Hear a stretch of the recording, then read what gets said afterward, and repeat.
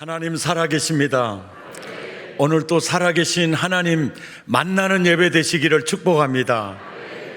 하나님의 말씀을 들을 때 사람의 말이 아니고 이게 성령의 음성이고 나를 사랑하시는 예수님의 말씀이시구나, 그렇게 은혜가 되시기를 축복합니다. 오늘부터 요한계시록 이제 6장 이제 강해가 시작합니다. 이 6장부터는 이단들이요 굉장히 활개치는 내용들 많이 있습니다.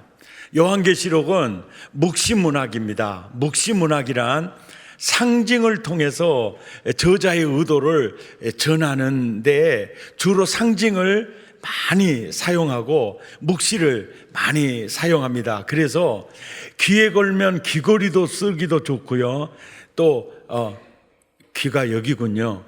귀에 걸면 귀걸이도 쓸 수 있고, 이게 코걸이, 코에 걸면 코걸이도 쓸 수 있고, 그래서 이단들이 아주 6장부터는 많이 이용을 하고 이제 활개치는 이제 그런 장인데, 주로 어떻게 이 계시록을 이용을 하는가, 그것을 제가 보려고 신천지 천국의 비밀, 요한계시록의 실상, 요한계시록의 예언과 성취, 그리고 저자 보혜사 이만희, 이렇게 했어요. 자기가 이 일을 봤어요. 이단이 어떻게 이 계시록을 이용하는가. 계시록 5장 6절을 보면은요, 어린 양이 나오죠. 어린 양이 나오는데, 그 어린 양이 나오는데 죽임을 당한 것 같더라. 그러니까 십자가 지신 예수 그리스도거든요. 근데 그 어린 양이 나오는데 그 어린 양의 모습이 7뿔이 있고 7 눈이 있어요. 그러니까 이게 묵시문학이거든요. 그러니까 딱 보면 안 잊어버릴 정도. 이 모습이 희한하잖아요. 뿔이 7에다가 눈이 7이 있으니까. 그럴 때 이러는 거예요. 바로 7뿔과 7눈은 바로 온 땅에 보내심을 받은 하나님의 7영이다. 그래서 아예 7뿔과 7눈은 바로 예수님에게 7뿔과 7눈이, 그러니까 예수님의 한 지체로 있는 이 표현으로 성령님을 표현하는 이유가, 예수님 세례 받을 때 성령이 그들에게, 예수님에게 임해버리잖아요. 그때부터는 예수님 안에 성령님이 일을 하시는 거예요. 그리고 이제 오순절 성령이 임했을 때는 이제 사도행전부터는 성령님 안에서 예수님이 일을 하시는 거예요. 그러니까 항상 예수님이 일하시는 것은 반드시 성령님이 일하고 계시고, 성령님이 역사하시는 곳에는 반드시 누가요? 예수님이 일을 해요. 그 내용을 얘기한 거거든요. 그러니까 그 내용을 얘기한 것을 저것을 갖다가 어떻게 이제 이용을 했느냐, 내가 한번 찾아봤거든요. 찾아봤더니 맨 위에가 보좌에 앉아 계시는 이제 하나님, 성부 하나님, 그 다음에 봉인된 두루마기 들고 있는 이가 바로 예수님이세요. 예수님이시고, 그리고 그 예수님에게 7눈이 있었는데 이제 덮표로 그러는 거예요. 7눈 가로 열고 그건 7영이다. 여기까지는 맞아요. 맞이죠. 이걸 이용해서 그 밑에 보세요. 그 7눈에 의해서 이렇게 사명을 받은, 이 직분을 받은 이들이 7뿔인데, 그 7뿔이 바로 7 사역자, 이 지도자들이다, 목자들이다, 이렇게 이제 얘기를 하면서 보세요. 그러니까 이 집타마다 어느 조직의 그 지도자를 바로 어디까지, 성령님에게 권위까지 올려놓는 거예요. 그러면 자연히 봉인을 뗀 예수님이 누가 되는 거죠? 교주가 되는 거죠. 이런 방법으로 요한계시록을 딱 떼다가 이렇게 이용을 하는 거예요. 그러니까 전 세계적으로요, 성경을 가진 이단들이 굉장히 많아요. 그들이 항상 성경을 펴서 전도하고 포교하거든요. 그러니까 그것은 자기들의 이용할 구절만 쏙쏙 빼다가 코에 걸든지 귀에 걸든지 걸어서 이렇게 그 조직을 만들어가는 거예요. 그런데 조직을 만들어가는데 이게 보니까 7눈은 가로 열고 7영이고, 그 다음에 7뿔은 가로 열고 7 지도자, 목자들이다.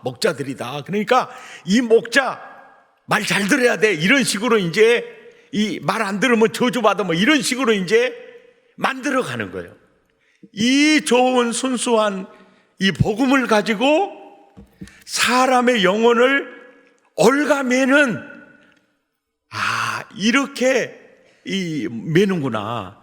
그리고 이제 6장의 그 내용들을 이제 오늘 7인이 딱 떼질 때 이제 4말이 나오거든. 뭐 흰 말이 나오고, 검은 말이 나오고, 붉은 말이 나오고, 그 다음에 청황색 말이 막 나오는데 막 활갖고 나와가지고 아주 역동적으로 나오잖아요. 역동적으로 나오는데 여기에 보면은요, 해와 달이 어두워져 버리고요, 하늘의 별들이 막 무화과나무 열매 떨어질 때 막 툭 떨어져요. 이게 6째 인을 뗄 때가 나오거든요. 근데 이 6째 인은요, 보라, 처음 하늘과 처음 땅은 없어졌고 새 하늘과 새 땅의 직전에 임해야 될 그 재앙들이에요. 그 재앙들이에요. 그러니까 회개하라. 이 하나님께 이렇게 회개하라. 내 안에 거하라. 그 뜻이거든요. 회개하라. 예수 믿어라. 그 뜻이에요. 그리고 그때 이제 자꾸 회개하지 않았던 사람이 이제는 그 재앙이 임하게 돼. 해와 달이 빛을 잃게 되고 별들이 막 나무 열매처럼 막 떨어지게 될 때 그들이 막 그렇게 외치는 거예요. 그들이 그 바위야, 어린 양의 얼굴로부터 우리를 좀 가리우라 그러면서 막 외쳐요. 이거 막 울부짖음이거든요. 그것을 이렇게 그림으로 이렇게 아주 고통스럽게 그려놓고 거기에 뭐라고 이용을 했느냐면요, 하늘 장막에서 쫓겨난 배도자들은, 여기서 하늘 장막에서 쫓겨난 배도자들은 이렇게 나오죠. 원래 신천지 본명이요, 증거 장막 혹은 장막 성전입니다. 자기들의 장막 성전.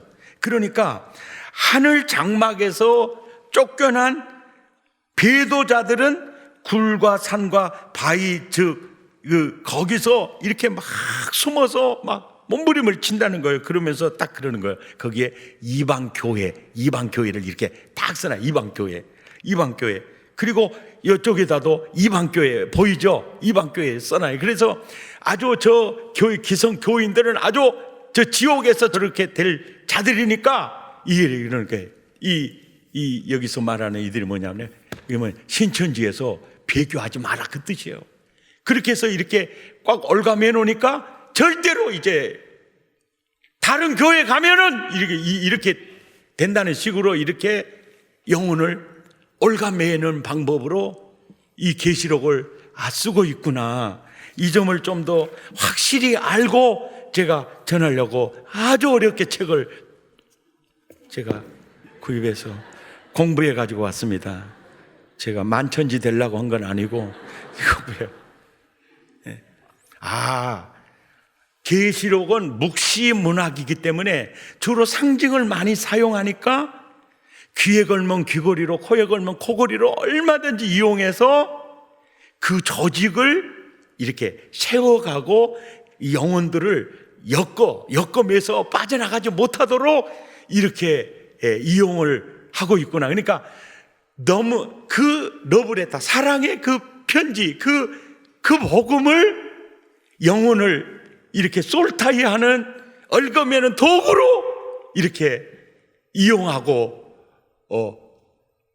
그런 많은 재료가 재료로 삼고 있는 게 이제 요한계시록 6장부터 이제 주로 삼는데, 이런 형태로 해서 영혼을 이렇게 도둑질하고 있구나. 그리고 그 영혼들을 올가매고 있구나. 이 점을 먼저 말씀을 드리고요. 그 다음에 이제 계시록 6장 강해에 들어가면서 이제 우리가 제일 궁금한 게 뭐냐면은 6장부터 재앙이 임하는데 그 재앙이 우리에게 임하느냐 안 임하느냐, 이 문제예요. 예. 막 7윈이 떼지고 7 나팔이 불려질 때 그 재앙을 우리는 받냐 안 받냐요? 우리는 받냐 안 받냐? 근데 성경을 해석하는 신학, 성경을 보는 눈이 신학인데, 아주 대표적인 두 눈이 있다면은 세대주의 신학이 있고 개혁주의 신학이 있어요. 네. 개혁주의 신학이 있는데, 세대주의의 신학의 기초를 놓은 사람은 존 넬슨 다비이고요, 개혁주의 신학의 기초를 놓은 사람은 칼빈입니다. 예, 칼빈이에요.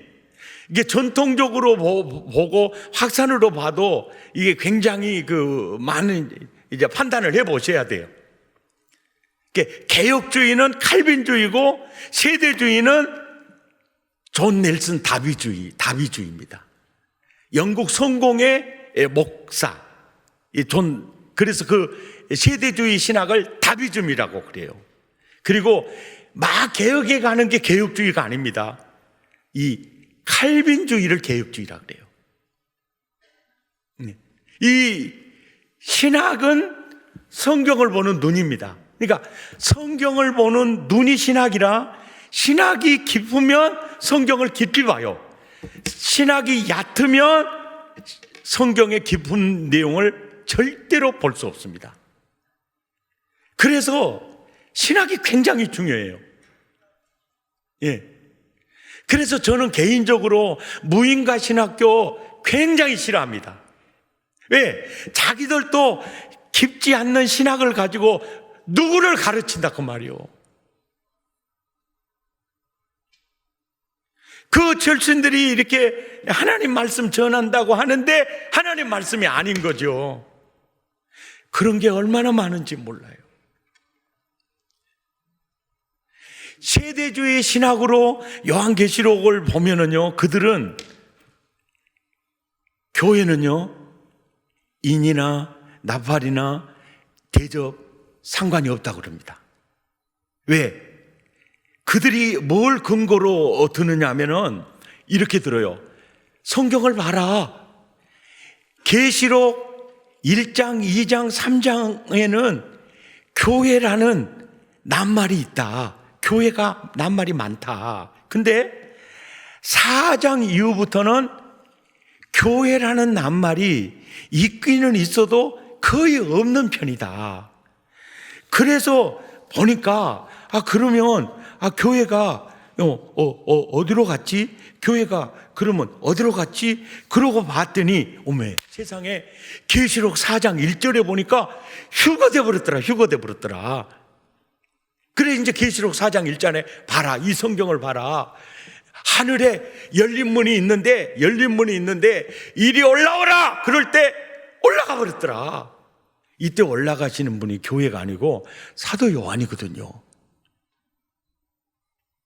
그래서 반모섬에서 7교회에 보낸 편지를 받는 곳은 반모섬이었거든요. 7교회에 보낸 편지를 받고 난 다음에 계시록 4장에서 그때 하늘의 문이 활짝 열리더니 이리로 올라오라 그럴 때 성령에 감동되어서 사도 요한이 어떻게 했는데 이미 천상에 올라와 있는 거예요. 그래서 이때부터는 사도 요한이 반모섬에서 계시를 받는 게 아니고 천상에서 이제 이 환상, 이 계시를 받게 되는 거거든요. 교회가 올라가는 게 아니에요. 근데 그들은 이때 교회는 휴거되어 버렸다라고 보는 거예요.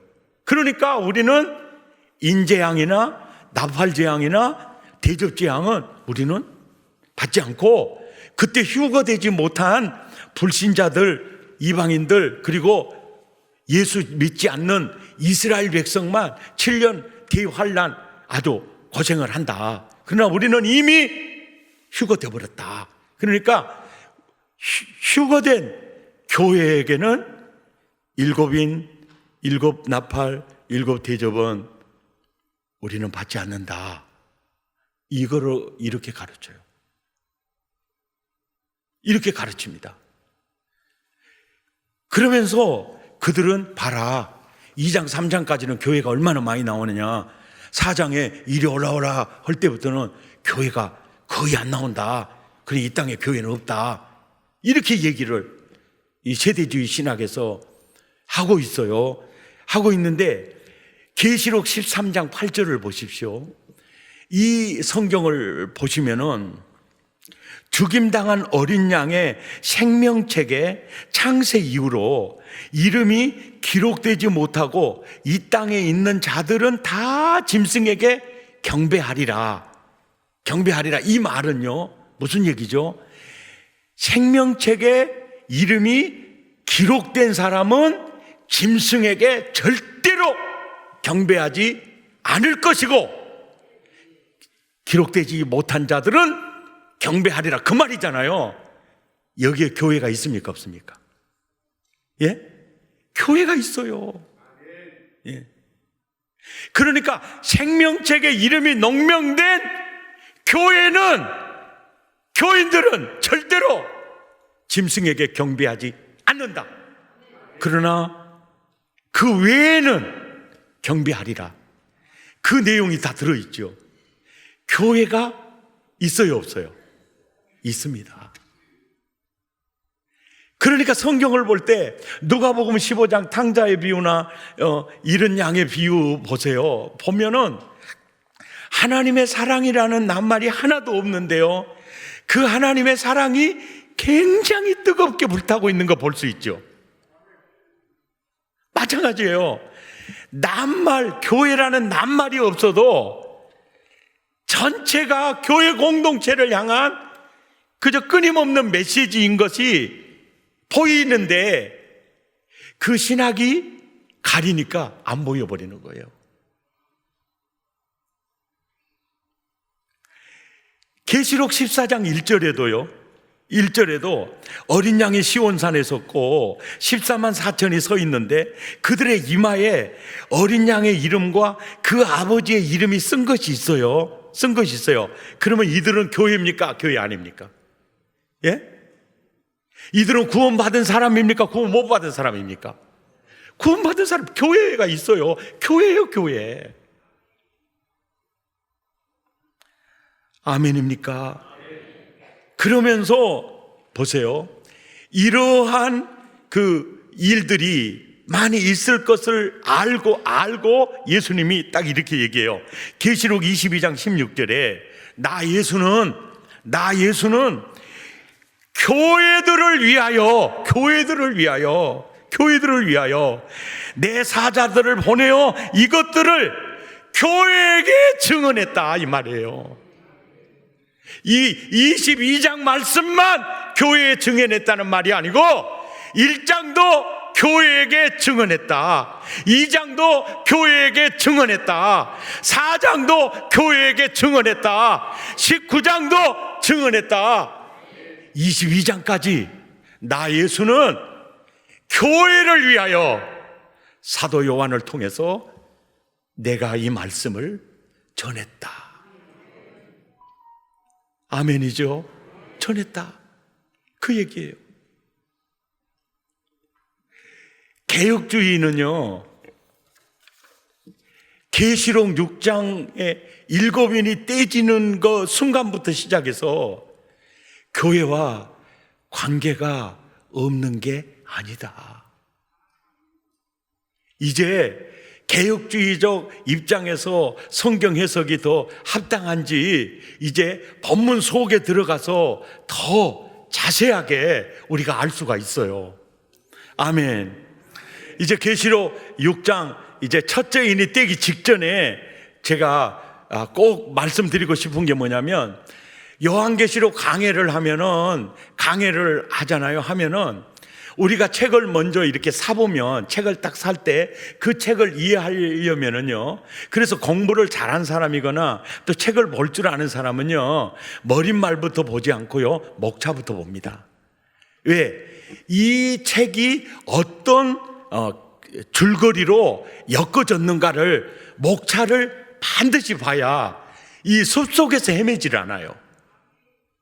그래서 이 책의 그 저자의 의도를 제대로 파악을 하려면 반드시 목차를 봅니다. 그러니까 요한계시록 이제 6장 2쯤에 와서는요, 우리가 꼭 알아야 될 게, 요한계시록의 줄거리를 어느 정도는 딱 알고 있어야 돼요. 요한계시록은 이런 줄거리로 이렇게 구성이 돼 있구나, 이걸 알고 있어야 돼요. 근데 이 요한계시록은요, 7 시리즈로 돼 있어요. 7. 항상 7. 7 교회, 7 인, 7 나팔, 7 대접. 이 줄거리로 돼 있어요. 그러니까 요한계시록 하면 7 교회, 7 인, 7 나팔, 7 대접. 이 큰 네 줄거리로 돼 있다.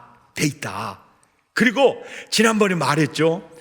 7 인의 재앙이 있기 직전에 최후 승리자들의 페스티벌을 줌으로 확 당겨가지고 미리 보여준다 그랬죠. 그래서 7 인 떼지기 전에 승리자들의 페스티벌이 먼저 있어요.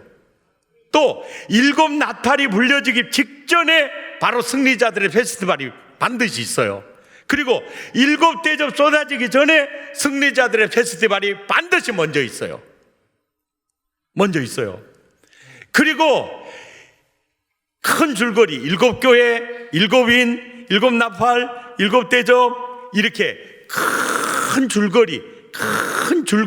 그러니까 7 인과 7 나팔의 큰 줄거리 사이를 막간이라 그래요. 왜? 1막 줄거리, 2막 줄거리 사이를 막간이라 그래요. 막간, 사이간자를 써요. 막간. 그 7 인과 7 나팔 사이에 바로 막간 계시가 있어요. 또 7 나팔과 7 대접 사이에 아주 긴 막간 계시가 있어요. 이해가 되십니까?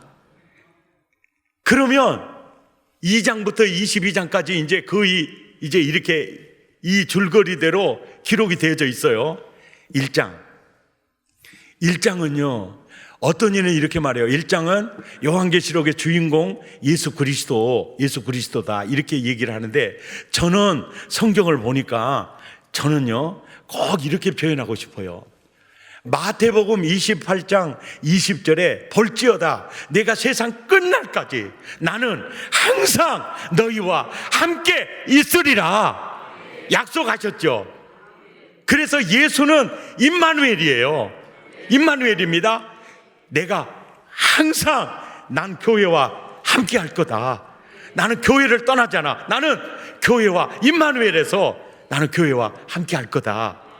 계시록 1장은요 교회와 함께 하신 예수 그리스도예요. 그래서 오른손에 7 별을 붙잡고 7 금촛대 사이로 지나는 모습 속에, 야, 내가 약속했던 대로 나는 교회를 떠나지 않아. 교회는 내 오른손에 있어. 내가 7 금촛대를 운행하듯이 나는 너희와 함께 있다. 그리고 그 모습이 불꽃 같은 눈이었어요. 입에는 좌우의 검이 나왔어요. 발은요 주석 같은 발이었어요.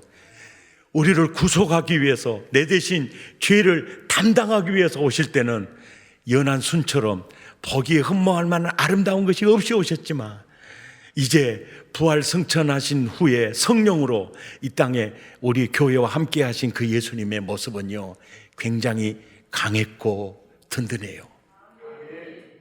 나는 너희와 항상 이렇게 함께 있다 보여주면서 7 교회에 편지해요. 그리고 창조자 하나님에 대한 경배 축제가 4장에서 펼쳐지고 5장에서 이제 승리자들의 완전히 찬양 페스티벌이 온 우주적 대합창이 먼저 줌으로 당겨서 보여주고 이제 6장 이제 재앙이 쏟아지기 시작하는 거예요. 이 구조로 나와 있어요. 자, 오늘 1절 함께 읽죠. 시작. 내가 보매 어린 양이 7인 중에 하나를 떼시는데 그때 내가 들으니 네 생물 중에 하나가 우레소리같이 말하되 어라 하기로, 이 어라 하는 그 소리가 우레소리 같아요. 우레소리 같아요. 왜 그랬을까요? 여러분, 이 어라 하는데 우레소리 같이 어라 우레소리 같이 한번 해보겠어요.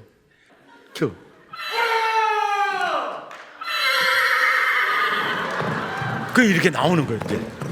흰말이 따닥따닥따닥따닥.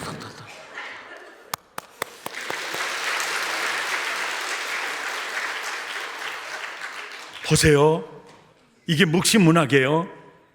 보세요. 이게 묵시문학이에요. 이 메시지 이가요 굉장히 강력하게 인식이 돼요. 어린 양이 인을 떼는 것도 너무 멋있고 웅장하고 장엄한데 딱 떼는 순간 내 생물 알죠? 예? 아주 직급이 높은 천사 그룹들 있잖아요. 그 중에 한 천사가 우레소리 어라 그 소리가 막 칠 때 얼마나 우렁찼겠어요. 그러더니 흰 말 탄 자가 따닥따닥따닥 하고 나타나니까 야 이게 뭐야? 그러고 보니까 머리에는 면류관이 있어요. 그리고 면류관이 있어요. 그리고 활을 탁 들고 나오더니 막 이기고 막 이기고 막 이기려고 막 하는 거예요. 자, 여기에서 첫째 인을 탁 뗄 때 흰말을 타고 탁 등장하시는 분이 이 누굴까요? 말 안 할래요. 요한계시록 19장 11절을 보세요. 11절을 보시면은 하늘이 열린 것을 보니 보라 백마와 그것을 탄 자가 있으니 그 이름은 충실과 진실이라 그가 공의로 심판하여 싸우더라. 19장 11절에 백마 타고 나타나신 이분은 누구입니까? 그렇죠. 예수 그리스도. 진짜 신령하게 잘하시네요. 일부 예배 참석한 사람 모르더라고요. 주여. 누구요? 예수님이요. 자, 그렇다면 계시록 6장 2절에 흰말 타고 등장하신 이분은 누굴까요? 예? 예? 예수님이라고요. 오메. 이단이 될 가능성이 굉장히 많은데. 좋다. 그러면 예수님이라고 치면은요, 여러분 보세요. 예수님이 무조건 백말, 하얀색 나오면은 그냥 좋아서 예수님 막 이렇게 할 수가 있잖아요.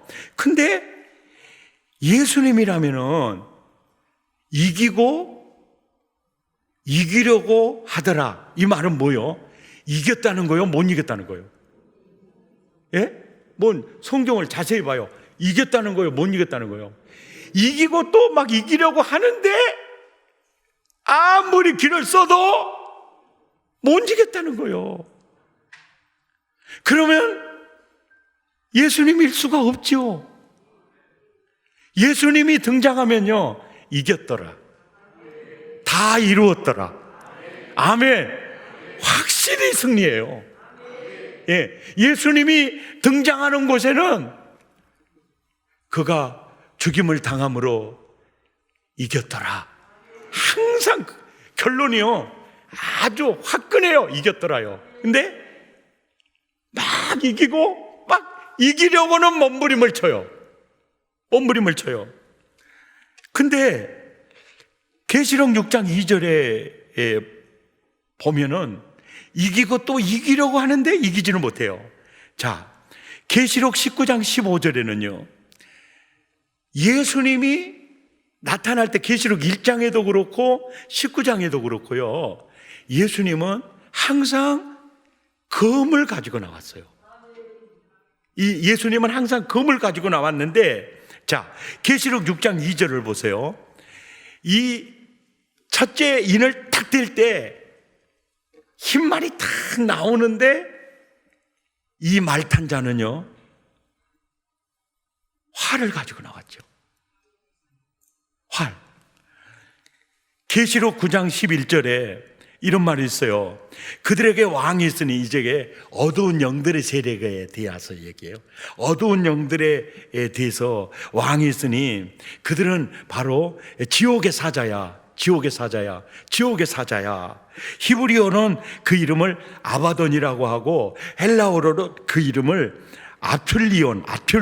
아툴리온이라고 해요. 그런데 아툴리온이라는 무적행의 사자에게서요, 아톨로 신이 나와요. 그리스 신화에 아톨로 신이 나와요. 그런데 그 아톨로 신은 항상 활을 가지고 나와요. 활을 가지고 나와요. 그래서 이제 역사적 배경을 보면, 당시에 그 영향을 받은 로마 황제는 항상 그 권력을 상징하기 위해서 항상 활을 가지고 나왔어요. 그러니까 딱 오라 그럴 때 흰말 탄 자가 탁 흰말을 왜 타요? 이게요, 예수님 흉내, 내가 예수다, 이 뜻이에요. 내가 예수다, 내가 구주다, 내가 생명이다.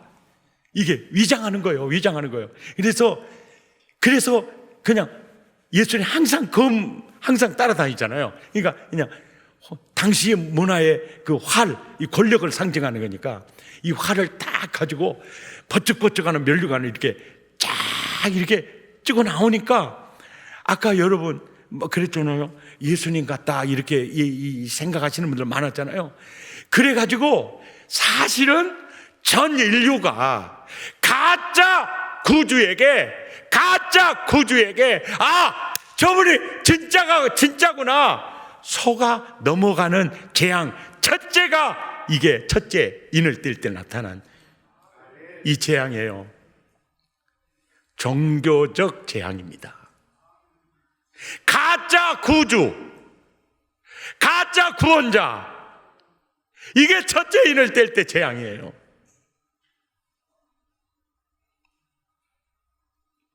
많은 사람이 다 구도자입니다. 어느 신에게 나를 맡겨야 될까? 그럴 때 예수님 흉내내고 등장한 모든 이교, 이단 다 적그리스도들입니다. 전 인류에게 첫째 재앙이요, 종교 재앙이에요. 그 재앙으로 수많은 사람이 멸망을 당합니다. 네. 금생과 내생에 어떤 희망도 없는 이것을 예수님이 교회에게 편지로 보내주는 거예요. 야, 첫째 재앙이 인을 딱 뗄 때 바로 적그리스도다. 구주의 흉내를 나타내고 면류관 쓰고 예수님과 똑같이 백마를 타고 그리고 활을 들고 내가 구주다 나타날 거다. 첫째 인을 뗄 때 첫째 재앙이요, 바로 가짜 구원자요, 가짜 종교인이에요. 그들이요, 윤리를 강조할 수 있습니다. 도덕을 굉장히 강조할 수 있어요. 그리고 사람을 가장 더럽게 하는 게 마음이니까 우리 마음을 깨끗하게 하자 막 강조할 수 있습니다. 그런데요, 아무리 마음을 닦아도 아무리 윤리 도덕 교육을 잘 받아도요, 죄를 씻을 수 없어요. 죄를 씻을 수 없어요. 그래서 성경이 그렇게 얘기해요. 야, 너희 의는 더럽혀진 옷과 똑같아. 아무리 하얀 옷이라도 시간 지나고 보면 옷이 때가 묻잖아요. 인생은 그거야. 그래서 내가 네 죄를 대신 담당하려고 BC와 AD를 가르고 내가 십자가를 쳤어. 십자가를 쳤어. 아멘입니까? 제가 요한계시록 강해하면서 야, 세상에 예수님이 첫째 인봉을 탁 떼는 순간이요, 가짜 구원자가 툭 튀어나오는 거예요. 그 면류관 쓰고, 아, 인간에게 내리는 재앙 중에 첫째가 종교였구나. 거짓 그리스도였구나. 가짜 구원자들이었구나. 이 구원자들에게 얼마나 많은 사람이 유린당하고 죽어져 갔던가.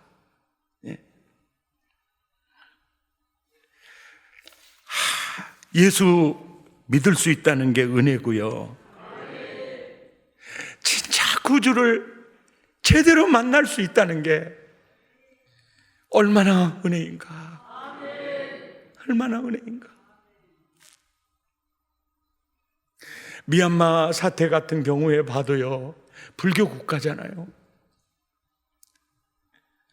그리고 인도 같은 나라도 학문적으로도 굉장히 인도가 깊은 나라인데도요, 그 인문학적으로도 아주 수준이 있지만은, 인문학적으로 아무리 수준이 있다 한들요, 사람 위에 층층이 그 사람 계급 사회잖아요. 예, 우리 그 조선시대 때, 고려시대 때 얼마나 빛을 찾았습니까? 예? 반상제도 얼마나 그렇게 찾고, 그렇게 비참한 역사를 얼마나 많이 살아왔습니까? 가짜 구원자들.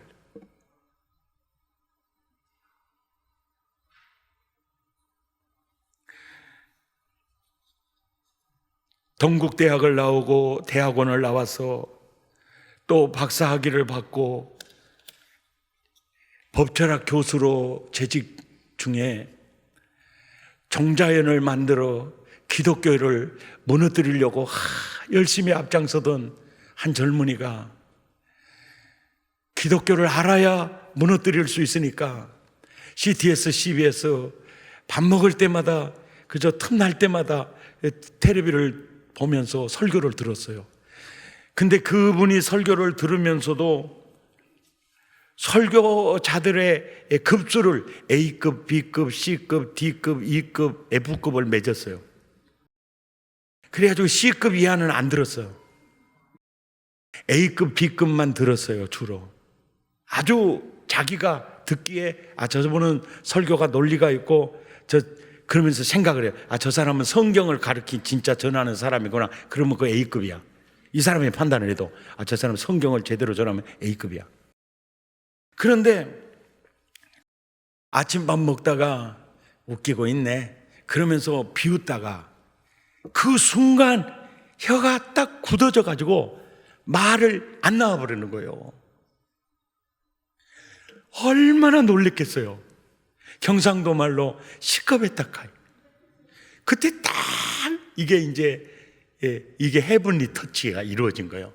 성령의 이 역사가 헤븐리 터치가 딱 이루어지니까요, 그대로 엎어지면서 예수님, 당신은 진짜 구원자입니다. 그렇게 말하고 싶은데 그때 풀리더라는 거예요. 그래서 그분이 예수를 믿었어요.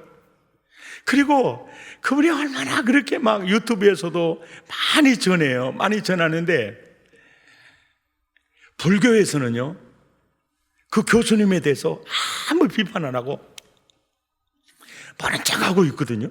근데 그렇게 그 사람을 공격하는 사람들이 교회 안에 있더라는 거예요. 특히 교회를 무너뜨리고 교회를 공격하고 기독교라는 옷을 입고 있지만 적그리스도입니다. 예수가 아닌 다른 어떤 구원의 방법을 얘기하는 모두가 다 사실은 적그리스도입니다. 적그리스도예요.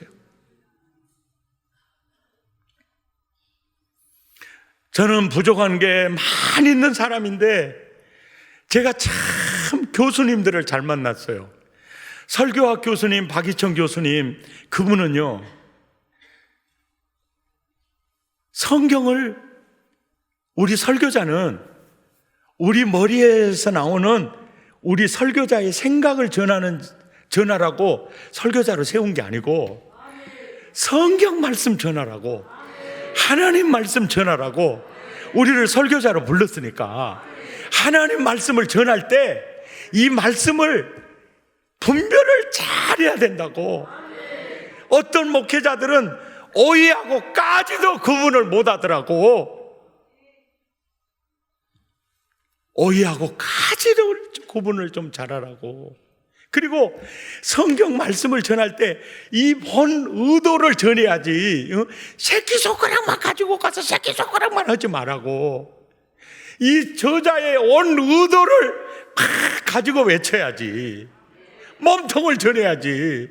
그 말씀의 그 지엽적인 거 그거 하나 가지고 그러지 말라고. 설교자는 하나님 말씀 전하는 자라고. 이 교수님 참 잘 만났고요. 그리고 기독교 교회가 가르쳐줬던 김동용 교수님이 있어요. 그 교수님은 제볼 시간마다 이 설교를 자주 했어요. 디모데후서 2장 15절에요.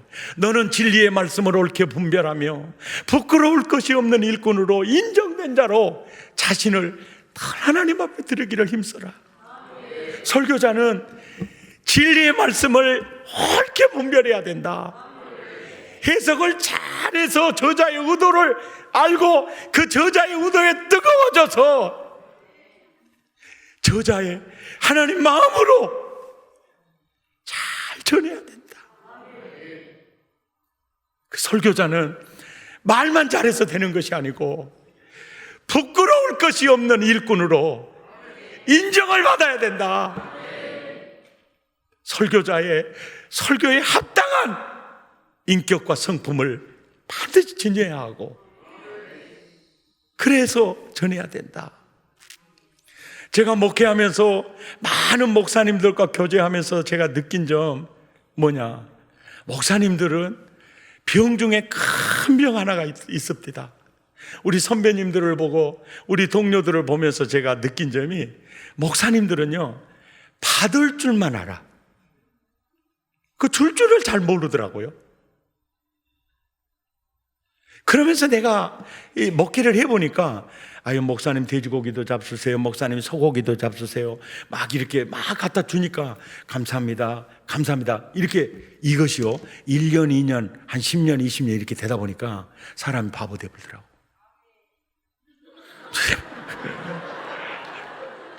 딱 받을 줄밖에 몰라. 아, 나 이렇게 되다가 나도 바보 되겠다. 그래, 바보 되겠다. 그래서요, 받는 것보다 나는 주는 것을 더 행복하로 알아야 되겠다. 저 그렇게 살았어요.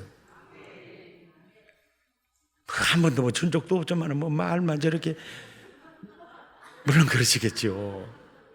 예. 근데 이 마음이 그랬었고요. 그리고 부끄러울 것이 없는 일꾼으로 인정된 자로 자신을 하나님 앞에 드리기를 어떻게 내가 힘쓸 수 있을까? 힘쓸 수 있을까? 이걸 볼 때 그래, 그저 헌금하는 거, 예, 물질이 가는 곳에 물질이 있는 곳에 네 마음도 있지. 그래서 자꾸 헌금을 그렇게, 제가 헌금하는 걸 참 즐겨했어요. 그러니까 제 집사람은요, 돈 걱정, 돈 때문에도 막 힘들 때도 있었거든요. 근데 나는 희한하게 있죠. 그것이 없었어요. 그 노감래 씨한테 물어보세요. 자기는 돈 때문에 머리 아픈데 나는 그게 없어요. 지금까지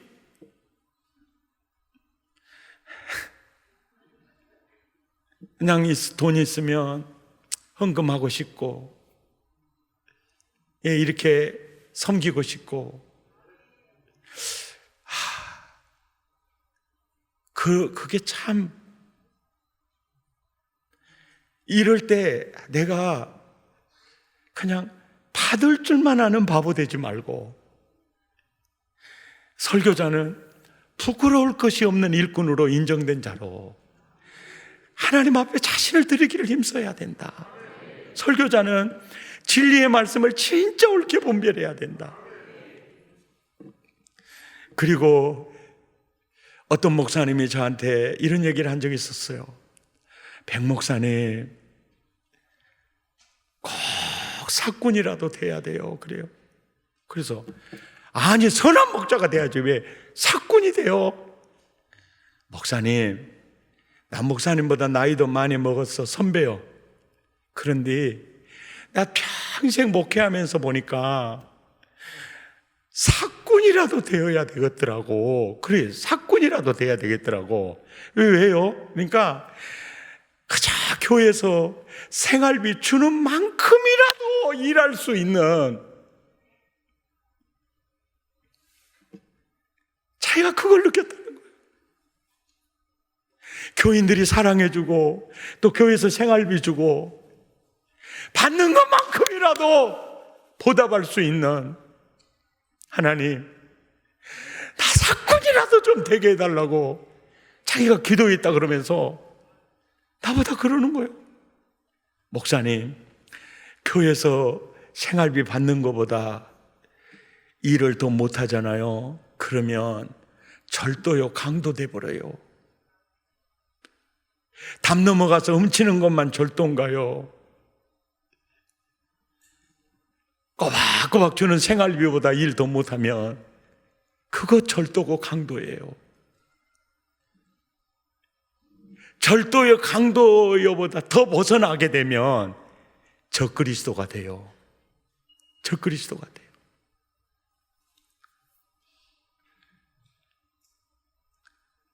목사님들 상대하고 여러 가지 노예도 하고 총회도 가보면 정말 미안해요. 어떤 목사님들은요, 그 자리를 얻기 위해서요, 눈에 쌍불 쓰고 살아요. 그러면 이런 생각이 들어요. 야, 저 사람은 자리 얻는 게 목적이구나. 사람은요, 그러면서 자리를 얻기 위해서 소중한 사람을 잃더라고요. 야, 어떻게 저렇게 어리석은 인생을 사냐? 그냥 그 자리를 얻기 위해서는 전우의 시체를 넘고 넘어가야 되거든요. 그러니까 아니야, 목사는 자리보다는 사람을 얻어야 되고, 이익을 따라가기보다는 의를 따라가야지. 그리고 자리를 얻기 위해서 자기 이익을 얻기 위해서 순간에 거짓말을 그렇게 하세요. 그런 분들이 있더라고. 그러면 딱 무슨 생각이 드느냐면, 저 입으로 설교 어떻게 할까? 그리고 저 설교를 듣는 교인들은 얼마나 불쌍할까? 그 생각이 들어요. 들면서 다짐하죠. 나는 그래서는 안 되지. 나는 절대로 그러면 안 되지. 사람이 살면서 강도 만나면 인생 어장나잖아요. 칼만 들고 있지 않지. 주변에요, 요즘 시대에요, 선한 목자 만나기 쉽지 않더라고요. 서울로, 강주로, 어디로 이사 갈 때 여러분 정말 많은 교회 예배 드리면서 성령의 임재가 있고 성경이 말하는 대로 하나님의 마음을 팍 분출해내는 설교자가 있고 예배 때마다 주님 만나는 은혜 체험을 하는 그 교회가 아니면 절대로 교회 등록하면 안 됩니다. 20대, 30대, 40대, 50대요 순간 지나갑니다. 물탄 복음 들어도 안 돼요. 빗나간 믿음 전해도 안 됩니다.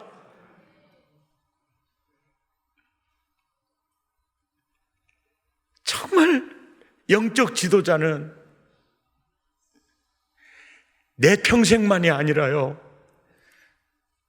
대대 자자손손이 복과 영생이 달린 문제입니다. 아멘. 영생이 달린 문제예요.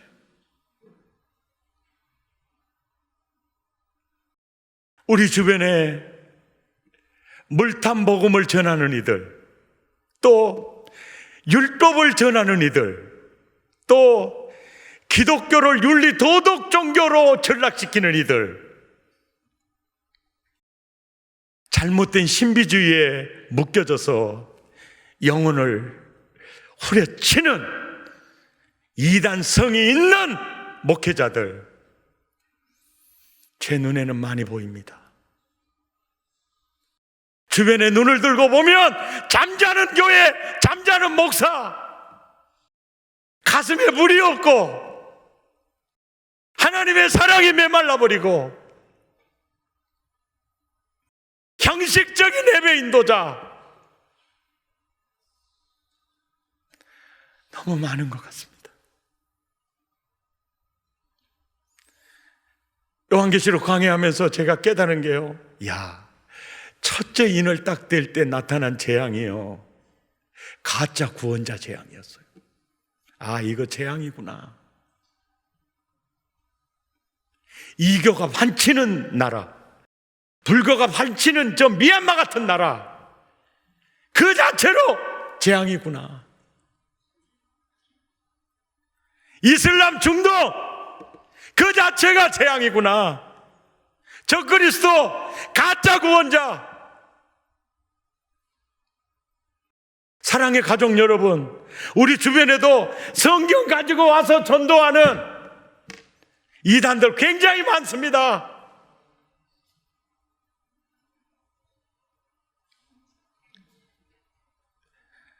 진리를 알지니 진리가 너희를 자유케 하리라.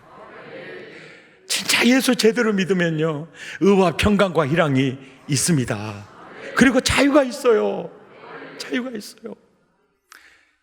믿음 생활 잘하고 기도 생활 열심히 해도요, 율법주의 덫에 딱 걸리면요, 거기도 적그리스도입니다. 율법주의는 다른 복음이에요. 바울이 그렇게 갈라디아서를 통해서 경계했던 율법주의요, 아주 조심해야 돼요.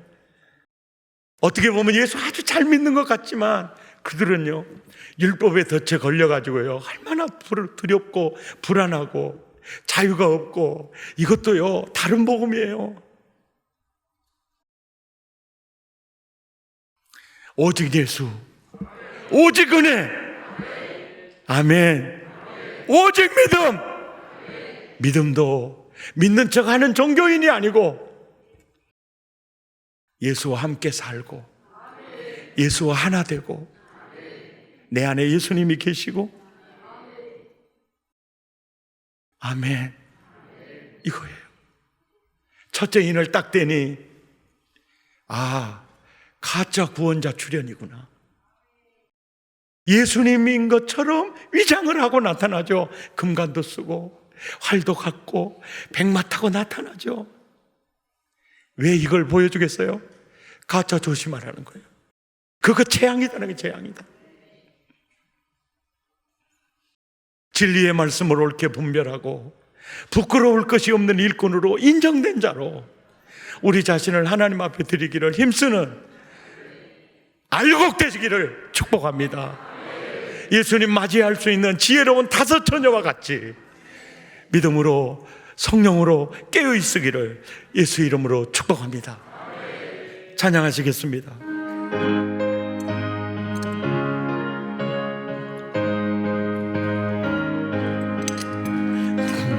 위에 십자가 군기 하늘 높이 서들고 주의 군사되어 영맹스럽게 찬송하며 나가세 아멘. 주 예수만을 위하여 아멘. 바치고 아멘. 나가세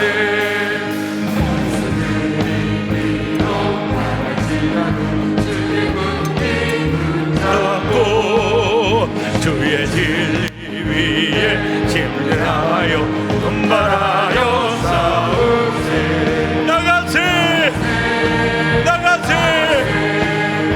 주 예수만을 위하여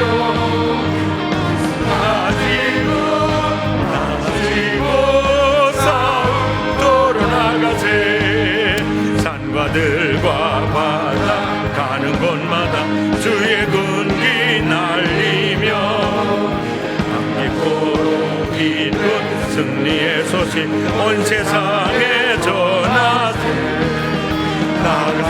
나가세 승리만을 위하여 가지고 바치고 나가세 원수들은 이미 예수의 손에 하나 없이 그하고 주의 군기만이 영광스럽게 온누리 안에 나가세 주 예수만을 위하여 원수 가지고 아멘. 우리 두 주먹을 불끈 쥐고 주여 진리의 말씀을 옳게 분별하게 하시며 가짜 구원자들에게 속지 않게 하시고 이단에게 미혹되지 않게 하시며 진리의 기둥과 터가 되게 하시고 하나님의 나라 모델하우스 되게 하시며 걸어다니는 행복한 궁전 되게 하여 주옵소서. 첫째 인을 뗄 때 나타나는 그 재앙 맞지 않게 하옵소서. 하나님 예수 잘 믿기 원합니다. 바른 복음에 사로잡혀 바른 믿음으로 천국 살아가기 원합니다. 주여 내 믿음을 붙들어 주옵소서. 알곡되게 하여 주옵소서. 마음을 토하고 입술을 열어 함께 기도합니다. 주여 자비로우신 하나님 아버지, 오늘도 기도하는 종들마다 은혜를 베푸시며 한 영혼 한 영혼마다 주의 가슴에 안아주시고 예배 때마다 성령의 기름을 부어주시며 이들의 가슴이 뜨거워지게 하시고 하나님 세속에 물들지 않게 하시고 하나님 우리 아버지 믿음이 병들지 않게 하시고 영혼이 병들지 않게 하시고 하나님이 영혼이 기름져지게 하시고 하나님 의와 평강과 희락이 강같이 흐르며 걸어다니는 행복한 궁전으로 빚어주시며 하나님 우리 아버지 정말 예수 제대로 믿게 하시고 예수 제대로 믿게 하시고 이들의 믿음이 뜨거워지게 하시고 주여 가짜 구원자 적그리스도 하나님 비진리 하나님 이 시대는 종교전쟁입니다. 진리전쟁입니다. 하나님 오직 예수 오직 믿음 오직 은혜 바른 복음이 진리 위에 바로서서 살아가게 도와주십시오. 주님 내 믿음을 지켜주십시오. 사랑의 가족들의 믿음을 지켜주십시오. 하나님 가짜에게 속지 않게 하시고 주여 무늬만 기독교가 아니라 진짜 도와주십시오. 주의 진리 위에 자가궁 하늘로 뒤져들고 주의 군사 되어 용맹스럽게 찬송하며 나가세 나가세 승만을 위하여 목숨까지도 바치고 싸움터로 나가세 원수들이 비록 많을지라도 주의 군기 붙잡고 주의 진리 위에 용기 다하여 분발하여 싸우세 나가세 나가세 나가세 주 예수만을 위하여 목숨까지도 바치고 싸움터로 나가세 산과 들과 바다 가는 곳마다 주의 군기 울리며 반갑고도 기쁜 승리의 소식 온 세상에 전하세 나가세 나가세 승리만을 위하여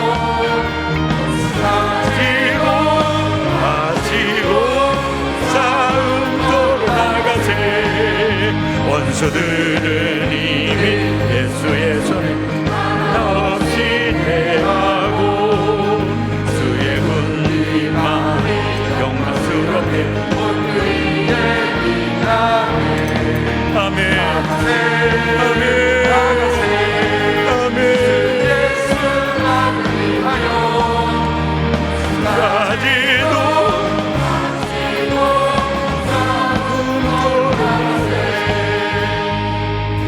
우리 두 주먹을 불끈 쥐고 우리 두 손을 바짝 들고 한국교회를 위해 기도합시다.